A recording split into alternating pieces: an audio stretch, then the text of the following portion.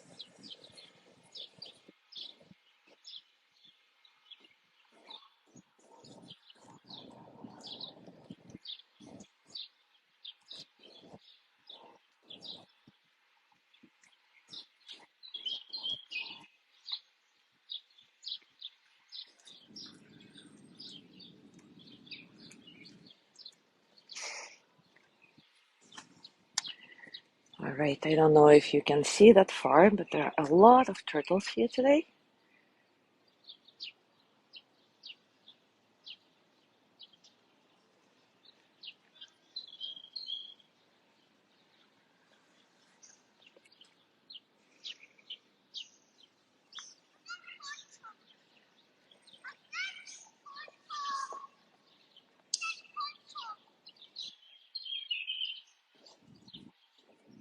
Good morning, Joey.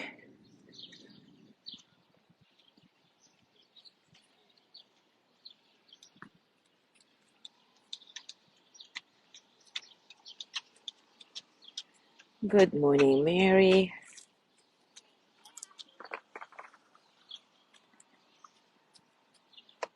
Gonna position my phone on the stand so it may shake a little. So if you get seasick from that, don't look at the camera now.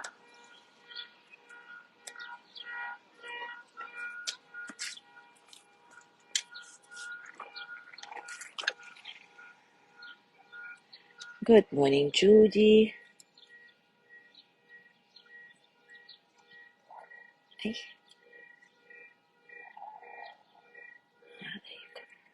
come on.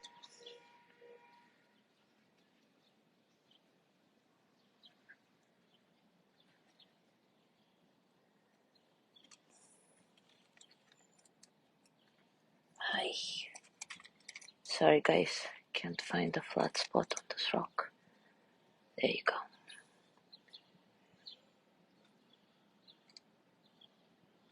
Ah. Good morning, Leslie.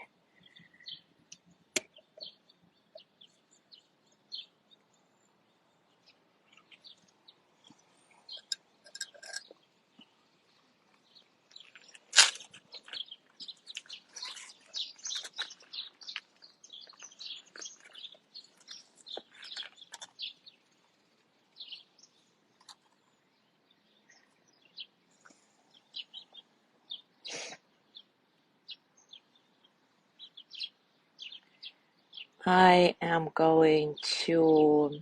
This is my last day in New York. I'm leaving tomorrow to go back to Cozumel. So, tomorrow, Lorna is gonna give.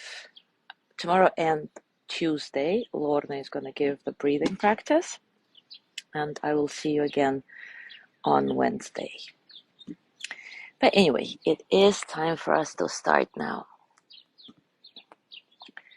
In our last session, we started talking about the stories we tell ourselves about love in general, and being lovable, being deserving of love, etc. And today I want to expand a bit on this topic. Sharon Salzberg says, our senses are often the gateway to our stories, triggering memories from long ago. For example, we catch a whiff of fresh blueberry muffins, which reminds us of our childhood. The blueberries growing wild in our garden when the family had a beach house. And then we're gone, just like that. We smell the sea, taste the clams we ate sitting on the high stools at the boardwalk, and we're transported back to that horrible night when Dad got drunk. The sharp memory of that night might bring up the sad thought that Dad probably never really loved us, followed by a leap into the present. Maybe I'm spoiled for love. Maybe I'll never be loved. This process is largely unconscious.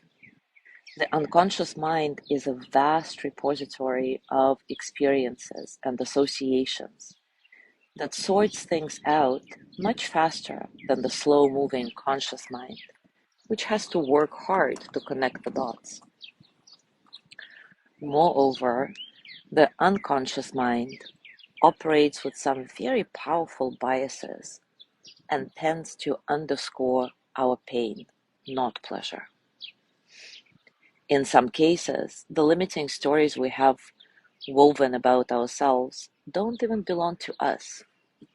Unconsciously, we may be reliving our mother's anxieties, our father's disappointments, or the unresolved traumas suffered by our grandparents. Therapist Mark Wallen, author of It Didn't Start With You, explains this way. Just as we inherit our eye color and blood type, we may also inherit the residue of traumatic events that have taken place in our family.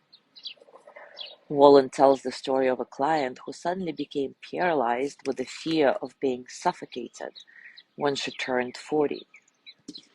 It was only when she investigated her family history that she discovered that a grandmother, whom she's been told had died young of vague causes, had actually been put to death in the gas chamber at Auschwitz when she was 40 years old.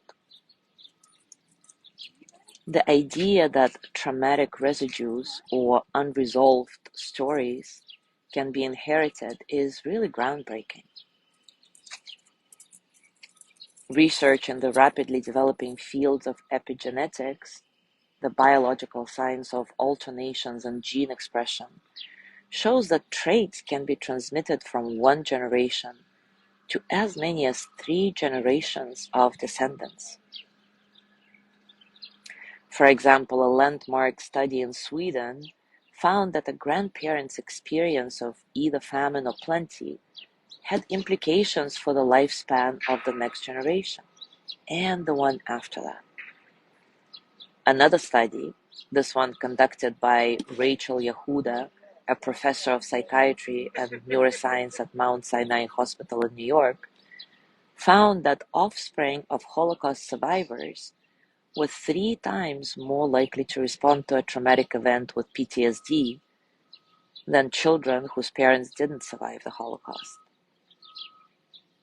What's more, Yehuda and her team found that the children of pregnant women who were near the World Trade Center in New York when the buildings came down were also more prone to PTSD. So if you think that you may be unconsciously living out someone else's story, Wallen suggests asking yourself or your family members some key questions. For example, who in the family died early? Who left? Who was abandoned or excluded from the family? Who died in childbirth? Who committed suicide? Who experienced a significant trauma? Whether the stories we tell ourselves arise directly from our life experiences or were unconsciously inherited from previous generations. Identifying the source of our personal narratives helps us to release its negative aspects and reframe it in ways that promote wholeness. In our next sessions, we will look at how we can start rewriting our deeply buried narratives. And now let's just do another round of loving kindness towards ourselves. And today let's do the traditional loving kindness first, not just the one phrase we've been playing with for the past couple of weeks. So as always, take a comfortable position and take a few moments to settle. Settle into your body, into your mind, your heart, into this moment, right here, right now.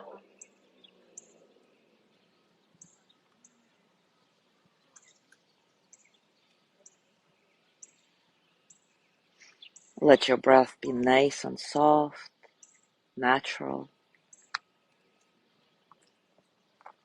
There is no need to watch your breath like a hawk.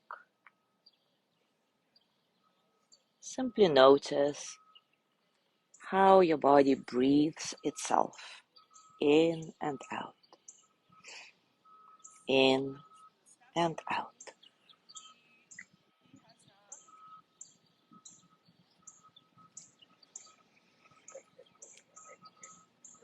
Easy, no struggle, allowing all the experiences of the present moment, the physical sensations, thoughts, emotions, to flow through you as energy.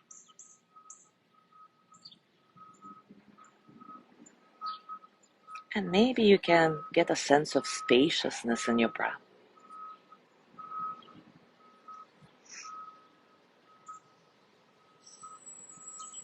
And now start repeating after me, silently or out loud. May I be filled with loving kindness.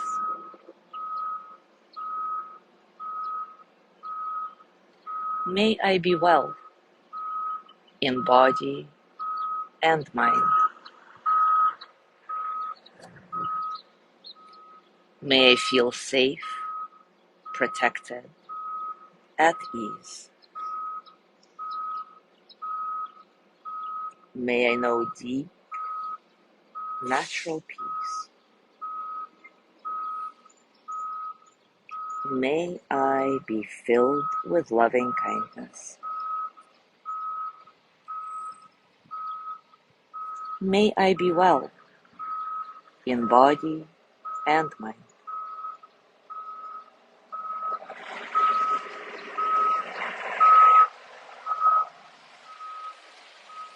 May I feel safe, protected, at ease.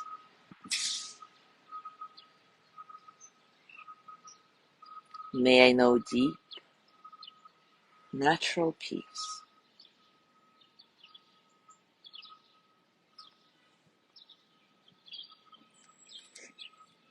And now I'll be silent for a little while, and you continue repeating the phrases over and over again.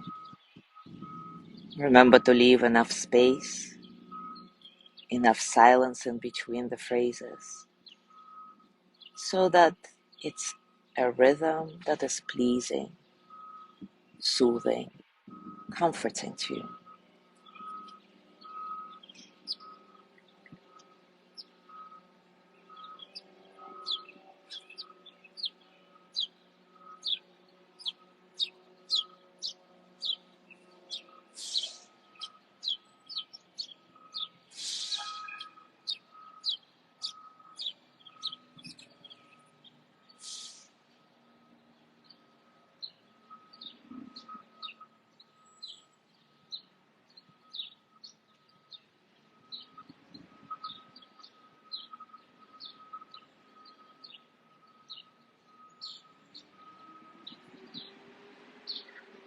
Remember that it's okay if you don't necessarily feel anything. Don't try to manufacture any special feelings. The power of this practice comes from your full, wholehearted presence. Just paying attention to what arises as you repeat the phrases. What arises on the physical level, emotional, mental. Give yourself the gift of your own kind attention. May I be filled with loving kindness. May I be well in body and mind.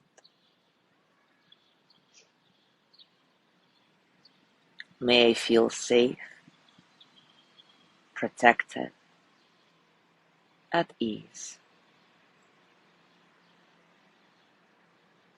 May I know deep, natural peace. Continue without me, and whenever you find that your attention has wandered, it's okay. Don't be hard on yourself. It happens all the time. Remember that when you notice it, in that very moment you are present. So it's all good.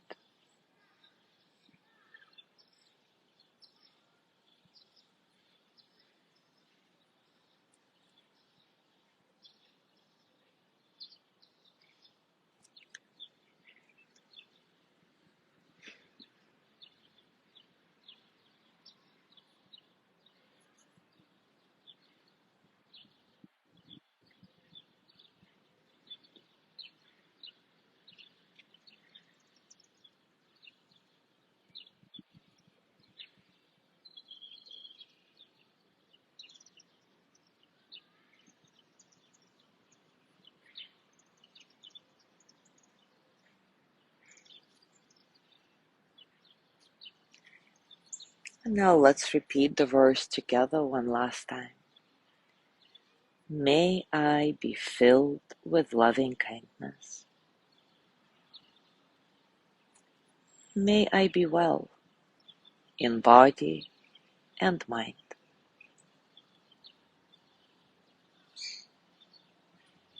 May I feel safe, protected, at ease.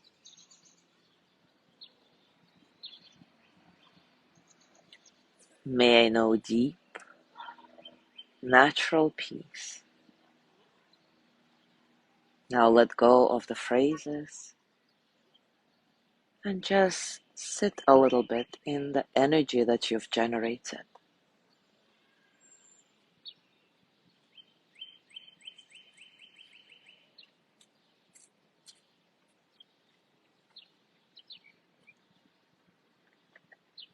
And when you're ready, start scanning your body again so that you can notice what's going on right now, physically, emotionally, mentally. How are you right now, really?